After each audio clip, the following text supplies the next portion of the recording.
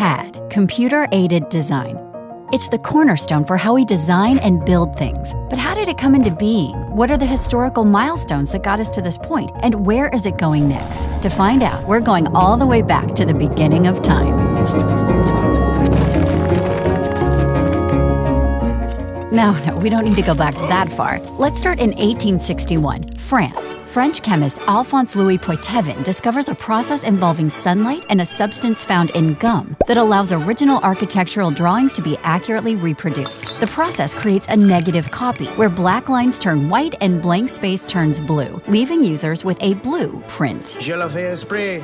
Suddenly, designs can be easily replicated and distributed, allowing everyone to work from the same design without fear of errors in reproduction.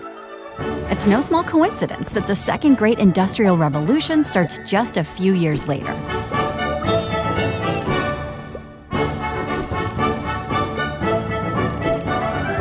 In 1936, British codebreaker Alan Turing invents the Turing machine, which becomes the basis for the modern computer. You're welcome. Through the late 40s and early 50s, mainframe computing is introduced and goes commercial.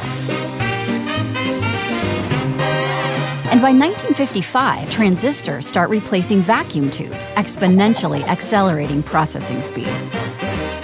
Then, in 1961, renowned computer scientist Dr. Patrick J. Hanratty joins General Motors Research Laboratories and helps develop DAC, Design Automated by Computer. But it's Douglas T. Ross, computer scientist pioneer and father of computerized machining, that coins the term CAD. Let's call it CAD. Okay. Hooray! Acronyms aside, to this day, it is Patrick Hanratty who's known as the father of CAD. In 1971, while Intel is busy introducing the microprocessor to the world, Hanratty introduces the CAD software known as Automated Drafting and Machinery, or ADAM for short. An estimated 90% of today's commercial drafting software can trace their roots back to ADAM. In 1977, CATIA, the first 3D CAD system, launches, running only on exclusive proprietary hardware. But by 1981, with the release of the IBM PC, desktop computing becomes affordable to the masses for the first time, and we see the beginning of the boom that would soon follow. On its heels, in 1982, John Walker founds Autodesk, and later that year introduces AutoCAD, the first significant CAD program for the PC, changing the world of design forever.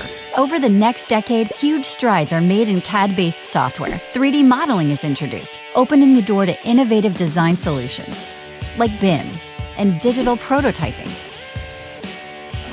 Settle down, class. Over the next few years, Autodesk introduces a steady stream of game-changing features, further embedding AutoCAD in the design industry as an indispensable tool of the trade. Class dismissed. In fact, in 2007, Autodesk ships their 8 millionth copy of AutoCAD. From 2010 on, advances continue to be made, including a web-based mobile version of AutoCAD that frees designers to work from anywhere, and Autodesk Recap, technology that allows users to create designs using real-world data captured from photos and laser scans. This is the evolution of CAD, from blueprint to desktop to cloud. Today, we see the Internet of Things continue to provide data to build smarter cities and better products. And eventually, generative design tools will use the infinite computing power of the cloud to change the very way we work, as our computers will begin to have opinions of their own and even begin to create designs for us. We'll have reached the point where the term computer-aided design truly means what it says. The tools of design have come a long way, but the story of CAD is really just beginning.